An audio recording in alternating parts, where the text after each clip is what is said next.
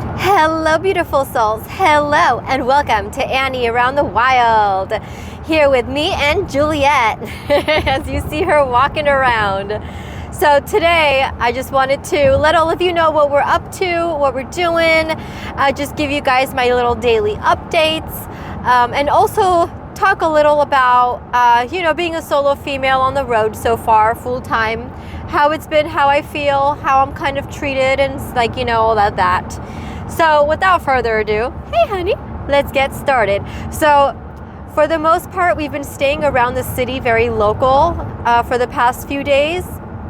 And yesterday we went over to Oak Flats again. I have made a video on that. And the last time I was there, out of my 14 days, I stayed there one night, and now this time, so officially 2 nights. Yeah, you want to be part of the video? My little angel. And so we were staying over there. We stayed there for the night, and it was it looked so different. Last time I was there in my video, you'll see everything very lush, green, and beautiful. And this time around, everything was just very dry and brown, and everything was dead. And it was like, oh man, it was a big difference. So yeah, and for tonight, I didn't really know where to go. I didn't want to stay over there. And with that said, that's because so as a solo female on the road, it has been interesting. Some people are very kind and welcoming and opening, and they're just very talkative and helpful. They'll help me with oh yeah, you can go over there's a good place to stay, and in this area there's a good place to stay, and this and that. And so there's some people who will come to you and are also fellow travelers on the road, and they will be very helpful and willing to help a lot. And then there are other people. It's not very common, which I'm so thankful about, because if it was common, it would be so unfortunate. So I'm thankful that it's not very common, but there is this side where people just want to try to scare you, Yeah, honey. My baby hates driving on the freeway, so if you're gonna hear her complain a little bit. Yeah. So there's that whole process where they try to purposely do things to try to scare you, or make you, not scare you, but to make you feel uncomfortable. Yeah, you saying hi to everybody? So there are those people, for example, when we were staying over there at Oak Flats, there were 4 guys who came to stay in a van, and then they just, every time I had to be outside and do something, they were literally they would stop doing what they're doing, and they would just purposely, it felt to me like it was on purpose, because why else would you do that, and they would just stare, and it was just it was just so uncomfortable. It's so weird, and they were just all the time I would get out to do something, they were just staring just for no reason, and then they would say things and then start laughing, and then just stare. And it was just so freaking weird. Yeah. And so that just made me feel kind of uncomfortable, And then another thing that makes me feel very uncomfortable at Oak Flats is the ranger. He's nice and everything, but I feel like he's very passive with his with his unkindliness. Last time I was there, I like to get there during in the morning time, so I could spend my day there and everything, and not have to drive a lot, especially for my baby. So last time I was there, before this time, he came when I was finishing setting up in the morning, and he was asking me all of these questions. And at first I was okay with it, but then I realized that it's just me he did that to. He didn't ask anyone else anything. He didn't go and stop at any of the other campers' campsites to ask them anything, or to talk to them about their stay or anything. It was just me. And so I felt very isolated, or not isolated, as if I was being pointed out, or singled out for some reason, and I don't do anything. I'm not making a mess. I don't make noise. I don't play music. I'm just chilling, doing during my stay, I'm either on call for work, or I'm making my videos for all of you, you know, or I'm cooking something or putting food for my baby or something like that. Like, I'm not bothering anyone, you know, so it doesn't really make sense to me. It's very weird. So that specific ranger over there does make me feel kind of strange.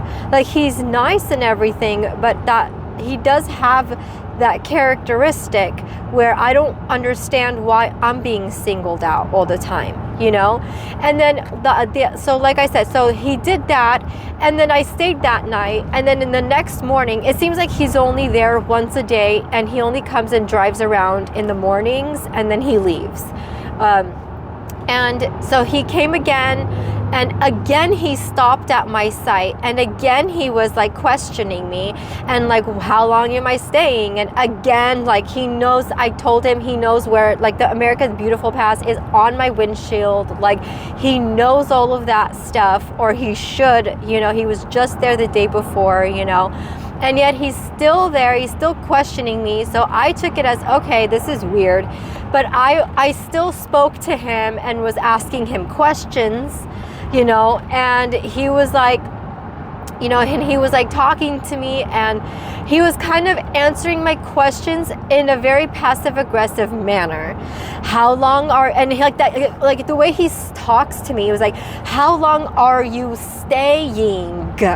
You know, like that, you know, there's like a very like passive aggression to his tone. And I don't understand why. And I'm just like, every time I try to reciprocate or like turn back, like when he does that, you know, what I give back is not that same attitude. I try to throw back kindness to that attitude, you know, and it doesn't change. Like, usually when you're kind, maybe that person's having a bad day, they'll kind of like stop being as much of a dick, you know. They'll be like, oh, this person is trying to be nice to me. But no, like, not him. Like, he actually like is so it's just so weird. And then so anyway, and then the last time also, so that day when he was asking everything, that morning again, so it was after that first night I had stayed, and then that morning when he came and he was like asking me all these questions all over again, there was wood that, first of all, there was wood that was piled around for people, you know, and then also like pieces of like starter, like to start the fire, you know, before the wood. There was those a bunch. In that last video I had shown it, you know, it was just mountains dispersed all throughout the campsite, you know. And so people had obviously brought that to the campsite. And so in that morning he looked at my campsite, he was like walking, I'm telling you, he was like walking around my whole site looking at everything. Like, I don't know why I was being so singled out, and I felt like I was being harassed, honestly, and I still do till today, and I'm getting to that.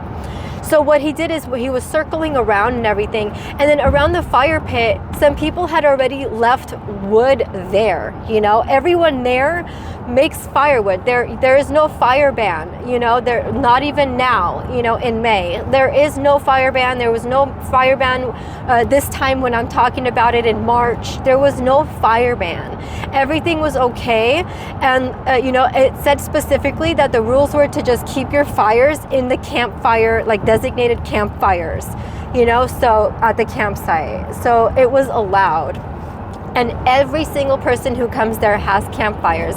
And this was the first time I was gonna like get a campfire going at a campsite. I actually haven't, like, because I have my gas stove and stuff, I haven't really cared to light a fire. But like, because of the bugs in March at that time, I like had put together a little bit of stuff to start a fire, you know, in a little bit. And he saw that.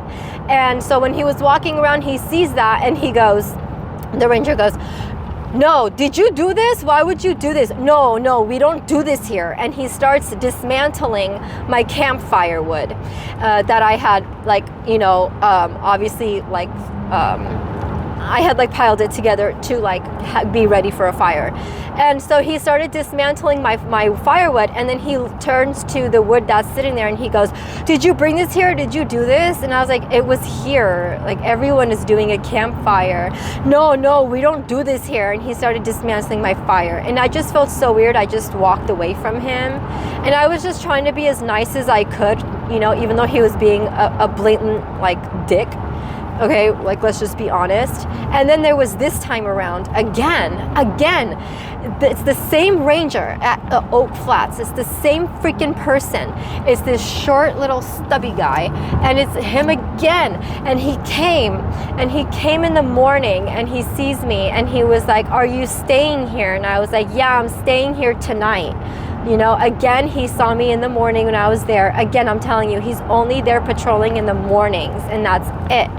And then he was there again, and there's other campers all around me, but he only came to me. He didn't go to any of the other campers to ask to see their pass, how long they're staying, or anything like that. And again, he came to me and only me.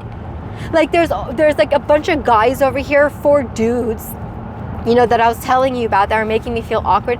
There's those dudes right there, and he didn't even go to them to ask them to see the pass, if they're even allowed to stay there, you know? Like, I didn't see any pass anywhere, you know, from them, you know, put up anywhere. So it's like, why didn't you ask them where their pass is, you know? Why didn't you ask them how long they're staying? Everyone else is having a campfire. Why aren't you telling them that, "Oh, we don't do this here. No.